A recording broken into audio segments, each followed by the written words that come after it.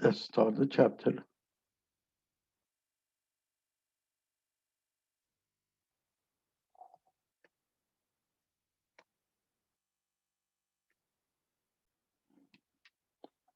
Okay, in this chapter, chapter 9, we'll talk about evaluation and evaluation of competitive market. Earlier, we spoke about competitive market. What's the competitive market about it? And now we will be evaluating the competitive market. During this chapter, we will explain how perfectly competitive market encourages the technological improvement and the growth of the size of firm. We also will explain the benefits of perfect competitive markets and examine the 5 reasons perfect competition might fail to achieve the desirable results. Furthermore, we will describe how the government tried to deal with the external costs, such as pollution, explain how government tried to encourage production of a good and service, such as education, that carry external benefit. We heard of laissez-faire, which is the economic doctrine that holds that an economy works best with the minimum amount of government intervention. Best example closest to this is USA. Now, the planned growth and its effect on the market. If there is, if there are economies of scale, a firm will want to increase the size of lower to lower the cost. We know in that there is a fixed cost and there is a variable cost, and the more they produce, the fixed cost per unit, it will go lower. So when the fixed cost per unit goes lower, that means the total cost per unit goes lower. So the economies of scale, it says that a firm wants to increase it in size to lower the cost. And if you see here that if a price stays the same, the profit improved. And in the long run, all the firms increase in size, price drop, and every firm earns a normal profit. So, when the product increases, the prices goes lower. So everybody earns a normal profit. And if you notice here in the plant one, they are producing at the P1, which is marginal cost and average cost. And if you add them together, or there is a more company produce more, so they can produce as a lower cost. So the price and a long-term, long-run equilibrium, the average cost 1 to the average cost 6 represent the short-run average cost different size of plant. So the plant starts producing 100, it starts here, and then start producing 200, and then producing 300, that's where the long average cost and marginal cost is together. So in the long term, firm will choose the planet 3 to minimize the cost. So basically, the price equal with the minimum average cost, which is here, is equal with the minimum long-term, long-run average cost, which is equal with the marginal cost. And that's the quantities produced at this price. So exactly why should a firm downsize if it is suffering from diseconomies of scales? A firm suffering diseconomies of scale is operating at a scale too large for this type of industry. It is therefore experiencing high average costs due to the high bureaucratic costs associated with a big corporation. It could produce at a lower average cost if it could reduce its size. The benefit of perfect competition. There is a few benefits. One of the benefits is called productive efficiencies. Production of an output at the lowest possible average, which is we saw it in the previous graph. That is where the price equal with the minimum average cost. And then we have the allocative efficiencies, which is the allocation of resources to the goods and service that society value most. So they might be companies producing something, but the society value it less than if they produce something else. And this occurs where is the price equal with the marginal cost. So the best situation is the price equal with the minimum average cost equal with the marginal cost. And then what we have, we heard it earlier about the producer surplus. The difference between the amount that a producer would be willing to accept for each unit of output and the price they receive when the output is sold. The second definition, we'll explain it in the next slide, the summation of consumer surplus and procedure surplus.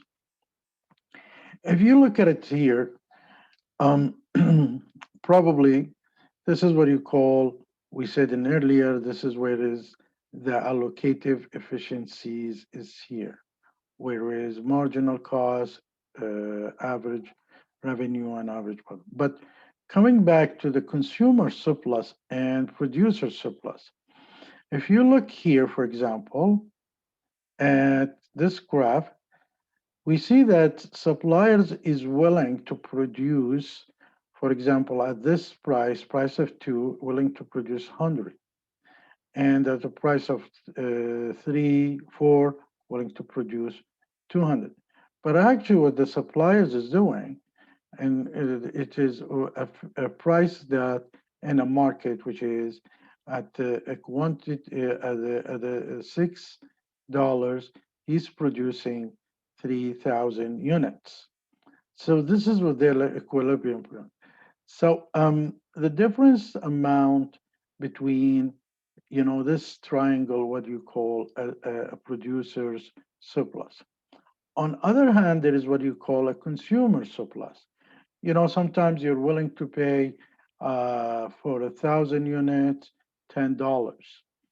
But actually, what you are doing is you are really saving when it's you paying only $6. So this triangle is what you call um, consumer surplus. So minimizing the cost is a productive efficiencies here, but minimizing the surplus, which is producer surplus and consumer surplus, is what you call allocative efficiencies.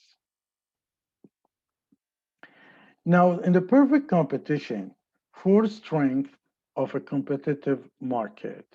One is maximize the economic of surplus, and because the both productive efficiencies and allocative efficiencies are achieved, does this automatically without it costless, and encourage innovation because you want to reduce the cost and promote the economic freedom.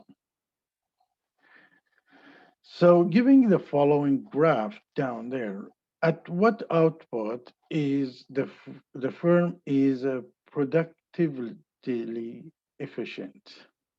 And the second question, at what output is the firm allocatively efficient? So if we want to look at the productivity efficiencies, then we need to see where it is actually the marginal cost equal with the average cost. That's where the producers usually love to produce. They don't want to pay more on that. On the second hand, at what output is the firm have allocatively efficient? It is at the Q2.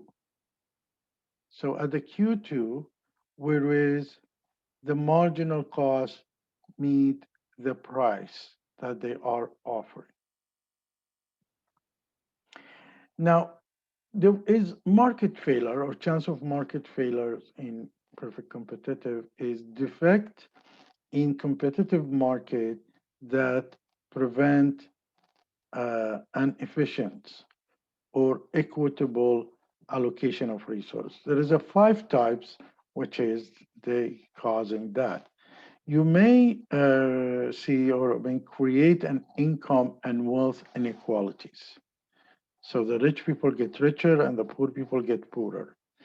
Maybe a quiet, unstable, maybe competition that market internal regulatory may disappear and provide no public goods and ignore externalities.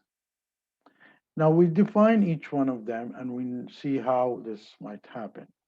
In the public good or services whose benefits are not affected by the number of the users and the form and from which no one can be excluded, like the roads, like the water, good water. In the private goods, that goods or services whose benefit can be denied to non-buyers and whose consumption by one person reduce the amount available for others, like the breads, the food. But in the public good, we said like the roads, the bridges, public education. These are the things that. Now, there is what you call a quasi public good, which is something in the middle. It's a private good that are provided by the government because they involve intensive external benefit for the general public. And what do we have? Non-rival, a feature that means that one person consumption does not reduce the amount available for others. Is like the rules once again. But you have non-excludable, which is a feature that means that it is impossible to prevent non-buyers from enjoying the benefit, like the clean airs. So public goods are both non-rival, which is a feature that means that no one person's consumption does not reduce the amount available, and non-excludable, which is you cannot exclude someone from a clean air. Now, what's an externalities? The benefit or cost, both of them, experienced by people who neither produce nor consume a product. Like when you living beside a plant who produce pollutions, there is a cost on you. The external costs that are incurred by people other than producers or consumers of product, and there is an external benefit that are enjoyed by people other than producers or consumers of the product, like finding an oil well runs by the government and later on. Dealing with the external costs, there is cost and how we deal with it. This is the government usually use it a lot. It is a policymaker attempt to determine the value of important externalities and integrate this into the production process, like the pollution. The three basic way of controlling it is legislative control, putting laws, taxation, and putting a cap and trade. The legislative control, like to limit the pollution or ban the toxic substances. Another example, offense that can be difficult to detect and prosecuted, and there is no incentive to go beyond a minimum standard for the producers. The other way of doing it is taxation through taxation, which is the marginal private cost, the external and the extra internal or private cost that producers of an increasing production by additional units. So they put more taxes, so they not can there is more cost on them, so they have to minimize their production. The marginal social cost, which is the additional cost to the both producers, internal cost, and the society, external cost of producing additional quantity of a product, like having an extra bottle of plastic water. This is what you call cap and trade. This is what it attempt to minimize the cost of reaching a predefined pollution emission target, a cap. And it's going on now. People they're talking about it between the European Union, USA, and Canada. Individual pollution companies are allocated shares on the total cap called credit. So they have certain percentage of pollutions and they get a credit for it. It's like a credit and debit is done this way. Other company may create a new credit by eliminating the pollution. So they're planting trees, for example. If a producer wishes to pollute more, it can trade by through can buy unused credit from other firms or buy a credit from they that have created them. Now, integrating external benefit. There is two basic way. A provision of a quasi public good, like education, healthcare, transportation. What is provided varies widely across the country. Some countries, some places that they don't give enough taxes, they have access to good product education, and some of them they do and also have access to education. Providing subsidies like a daycare, this is another way of integrating external benefits. Subsidies, the marginal private benefit, the extra benefit that the buyer derive from consuming additional quantities of a product. So if the food is subsidized, means partially paid by the government. So there is a marginal private benefit. The marginal social benefit, the extra benefit to both the consumer and the society of additional quantity that produce, like the education. So here we reach to the chapter 9. In the chapter 9, we talked about competitive market, encourage technological improvement and firm growth. We spoke about the benefit of a competitive market, the cause of market failures, how the government can discourage a production of goods with the external cost and encourage a production of good with external benefit. Thank you.